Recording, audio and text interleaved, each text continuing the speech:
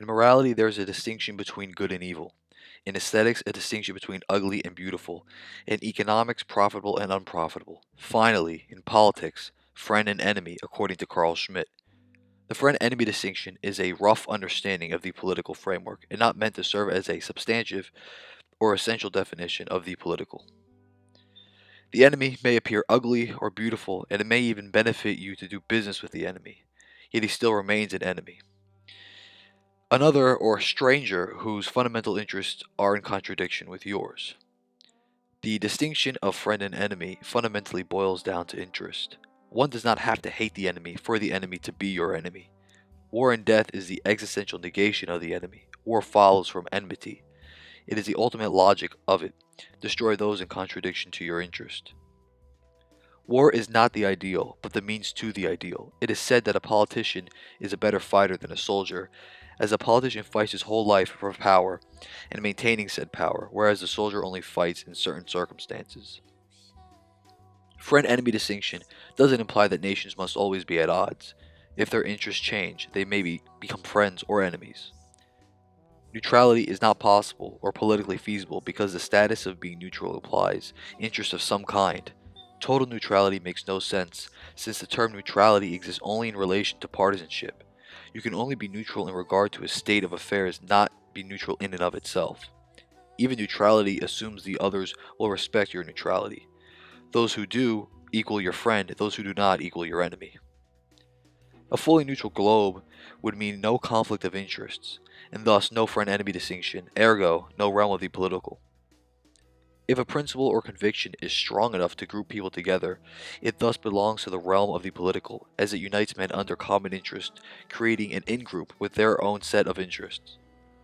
A political entity also establishes norms, also known as law, but this can only be done so as this entity has a concept of a state of affairs within society, also known as another norm. War and killing is done so on the basis that one's way of life is a threat to another's way of life. Politics is the battle of different ways of life. The state can somewhat define who is and is not an enemy, but the enemy exists whether one recognizes it or not.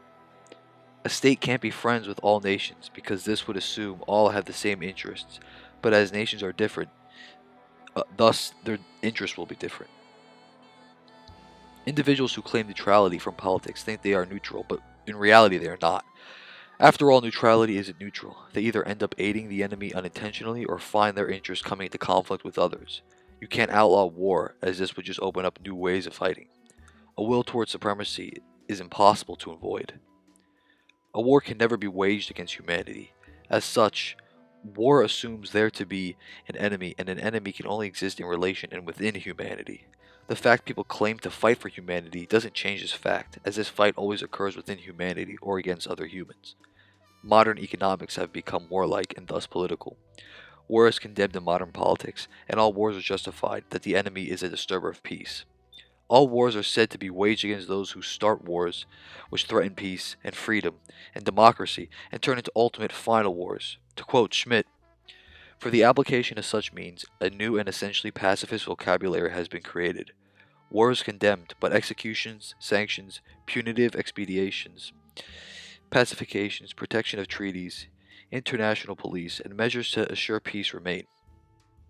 The adversary is thus no longer called an enemy, but a disturber of peace, and is thereby designated to be an outlaw of humanity. A war waged to protect or expand economic power must, with the aid of propaganda, turn into a crusade and into the last war of humanity. This is implicit in the polarity of ethics and economics, a polarity astonishingly systematic and consistent. But this allegedly non-political and apparently even anti-political system serves existing or newly emerging friend and enemy groupings and cannot escape the logic of the political.